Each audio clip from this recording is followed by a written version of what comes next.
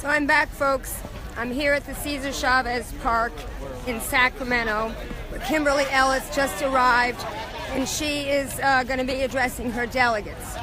Kimberly! Kimberly! How are you feeling right now? Gut feelings? Gut feelings? I'm feeling like a fighter. And yes. You are a fighter. Yes. But your supporters weren't all that happy with your decision to not do a recount. What do you think of that? It isn't about a recount. It's about validating the votes that were cast. That's what this is about. And so we want to make sure that everybody who voted was credentialed and able to vote. That's what this is about. I want to thank you all so much for being here today, for being here this weekend. I want you to know that the love that you all brought to this convention was off the chain. I've heard it from so many different people that they've never seen a convention like this before. We showed up and showed out. Many of you were with us last night when we said a few words. I will reiterate what I said last night. We are basically in the same place today. I had a meeting with the CDP staff and with the leadership team and shared with them some concerns that we had about the vote. Specifically about the votes that were cast. One of the things that I've talked about this entire campaign is getting this party back to basics, which means being a party that is truthful, that is democratic, doesn't just talk about its values, but lives its values. One of the things that this party cannot be is a party that's just like Trump and the Republicans. A party that operates in closed rooms, smoke-filled rooms, behind curtains, in secrecy and shadows. Income tax. It is time for this party to be a transparent party. Yes. And so I have asked for an audit of the votes. Thank you. See, because this election, this campaign, it was never about me. It has always been about each and every one of you. And making sure that your voices are heard, that your perspectives are represented. And I said, I will not, when they asked me, I will not concede this race until we have validated the votes.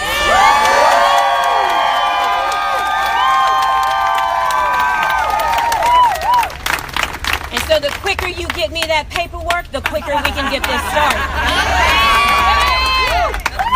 So I want to share with you all that over the next couple days, we will be here at CDP headquarters reviewing each and every ballot that was cast. Thank you. We will be reviewing it against the registration forms Yes. and additional pieces of information. I owe it to each and every one of you. Thank you. For everything that you have given to me, to my family, To us. to this party, to us, to make sure that I fight for fairness, justice, equity, transparent, and truth for each and every one of us. Yes.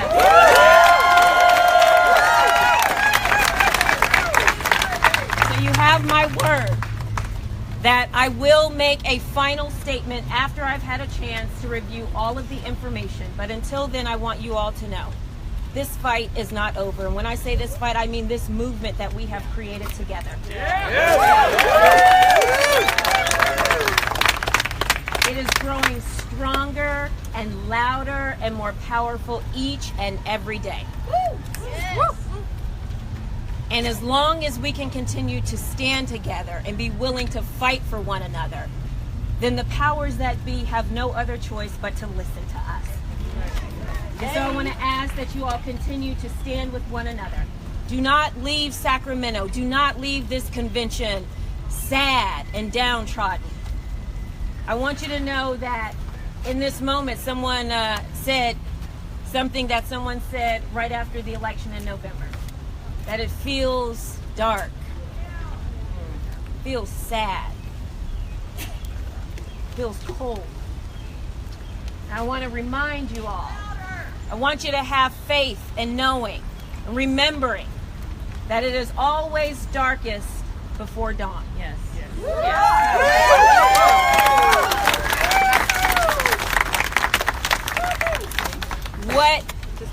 What you all saw over at the convention hall yesterday, what they felt, undeniable.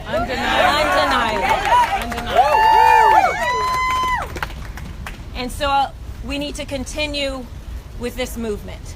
We need to continue powering forward, understanding that we are on the precipice, standing on the precipice, not of a death.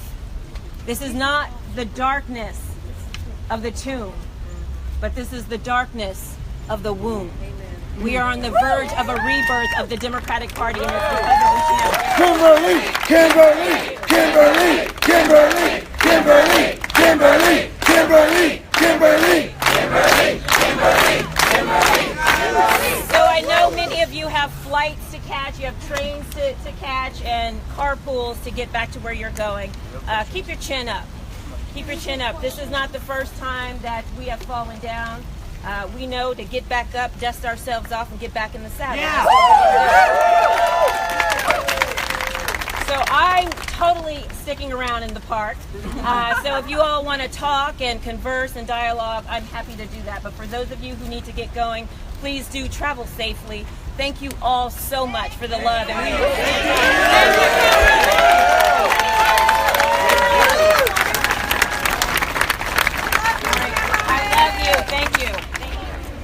Kimberly, what would you say to people that are calling for a joint chairmanship?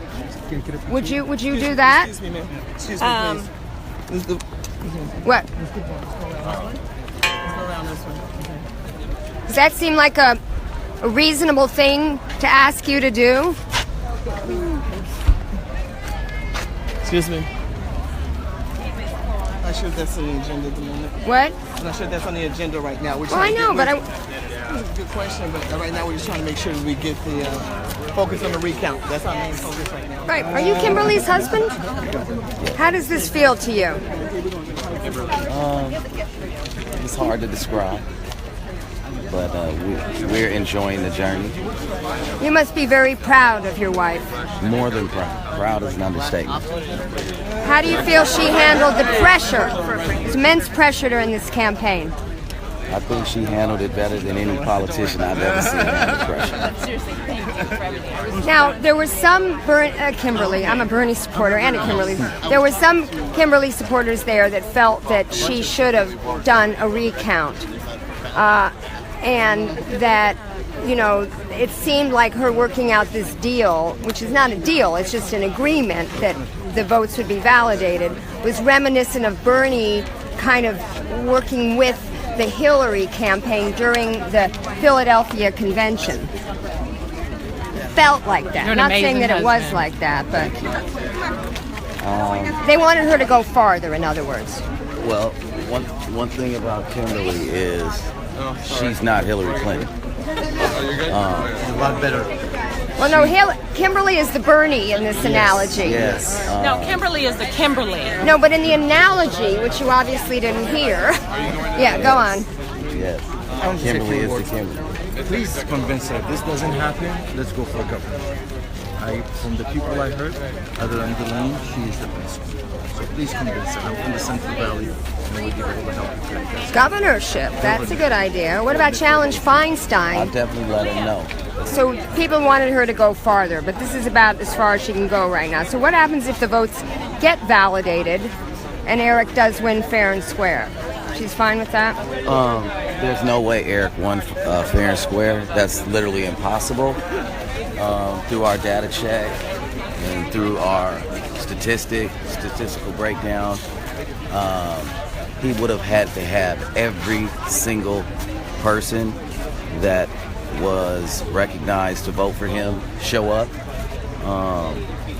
He would have had to had every single voter that was in the middle he would have had to have not a single delegate flipped in the process, any undecided, as well as any delegate over the past, say, month or so. It's literally impossible for him to have won by 62 votes. Now let me ask you this. Some people are saying that people were voting without IDs. Somebody actually saw somebody register and they had the ballot of a man, they had a thing of a man's name and they were clearly a woman and it didn't say proxy. So, I mean, the solution to that would be to check everybody's ID when they go to vote, but that doesn't even happen in the state of California. I mean, would you be calling for something like that? You know, it really would have been nice to see Kimberly win because, you know, a lot of these issues that are just now popping up, she would have addressed in her first hour. It's really a shame that we continue to see all these huge gaps and holes in the California Democratic Party that could be such a powerhouse for the nation if run correctly and professionally. But do you think people should be required to provide an ID to vote for California Democratic Party state chair is what I'm asking? I mean, of course. These are delegates. This isn't just an open vote. Of course you should have to show some form of ID just to prove that you are who you say you are. Yeah. I think that's reasonable. I think it's fair. I think it brings a certain amount of needed integrity to the process. You know, without it, you know, I can go get, you know, any guy or any lady from any random person from anywhere and traipse them right on in there and, you know, say, hey, you know, you 100 people follow me in here and let me flip this vote. We've heard a lot of stories, a lot of horror stories over the last 24 hours that are just nightmarish. We feel like we were treated quite unfairly. We feel like you know, we may have made some sort of security lapse in our process. I don't think we realized how we needed, you know, 500 lawyers and 500 security guards surrounding the place.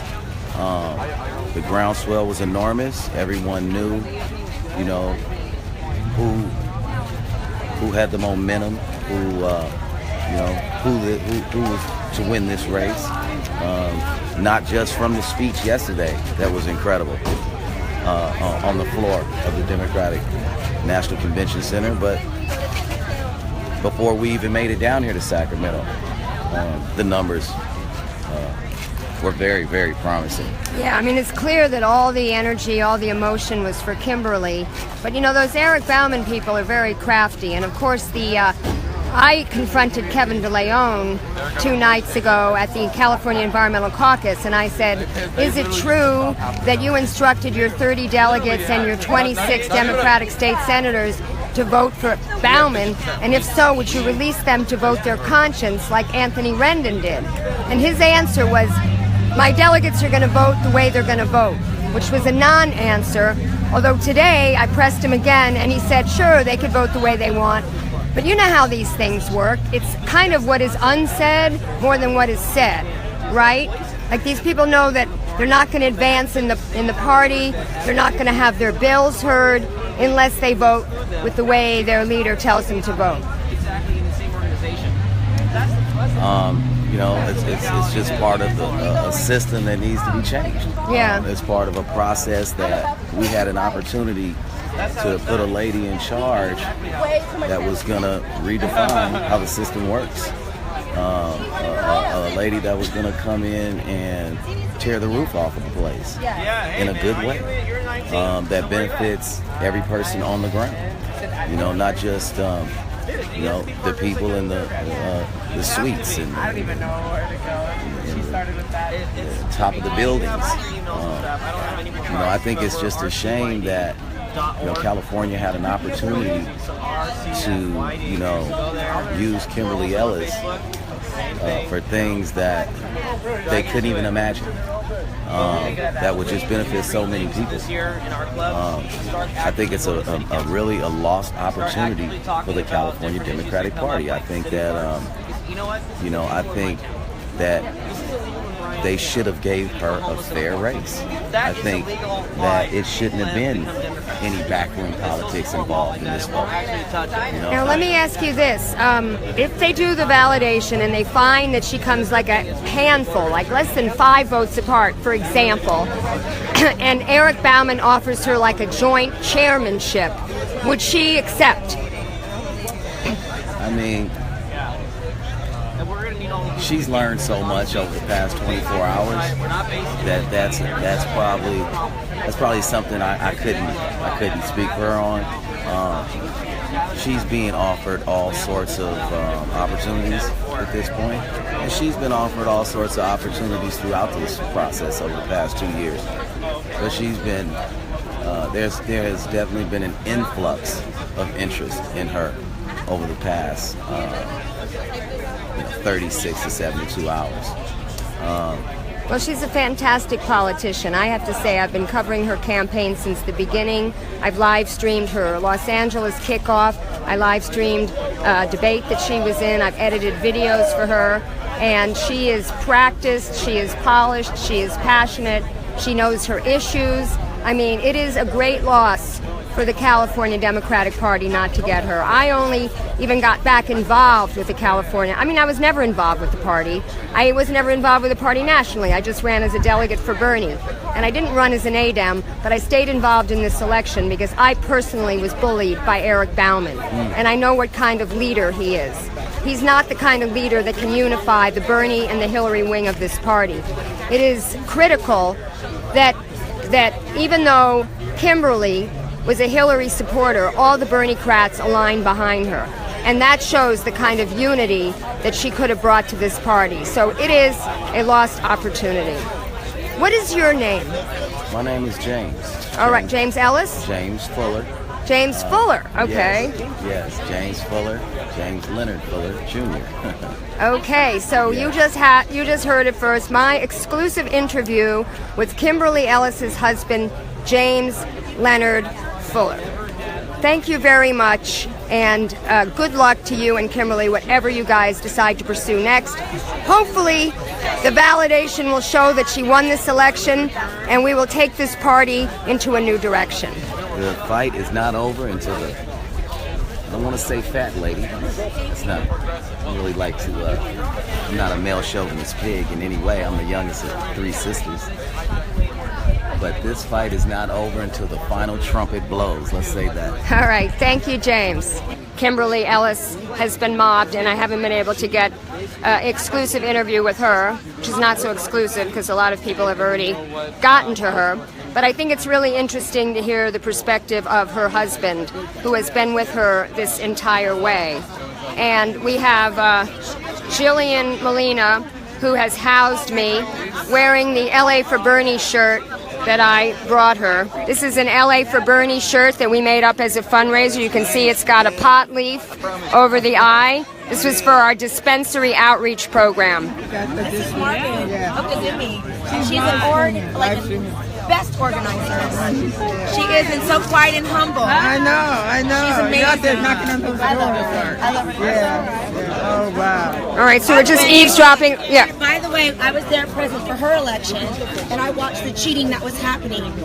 Haney was yelling and screaming at people. And I'm like, is this what our party looks like? It was very sad, and trying to, save face and be there, and this is the exact demeanor she had, where all the yelling was going out by her opponent. Dallas Fowler, who served as a delegate with me in Philadelphia, was bullied by Eric Bauman at his Christmas party. He basically told her that if she continued to advocate for Kimberly Ellis, he would make sure she lost her election as LA County chair. LA Community College board member. So I begged her to go to the media with that story because I did a video of Eric Bauman bullying me at a debate watch party. I saw this video. And Yeah, he had. Yes, he had. What's that? One of our delegates in a headlock and holding him and whispering in his ear at our dinner in Santa Clara County. We were all witnessing it. So how can we say, things about Trump when our own party behaves the same way? We can't have bullying in any space. We should even allow it to each other. If it's about being Democrats, about respecting one another. And what we've witnessed is always secret. There's no transparency. And you know what Kimberly brought for us? What she was going to bring for us? That change. But you know what else happened? All of our girls, our teenage girls, our college girls, we said, watch this woman. She's going places. Yeah. She's still going places. Kimberly is still mobbed, and I've used a shit ton of battery power today and a shit ton of data. So basically, got a great interview with Kimberly's husband. He answered a lot of the questions that I would have asked her, and this story is to be continued. Stay tuned to my page, Lauren Steiner, on Facebook. All my posts are public. I will be reporting on the results of this validation of the votes, and we'll hopefully get Kimberly as a guest on my show, The Robust Opposition.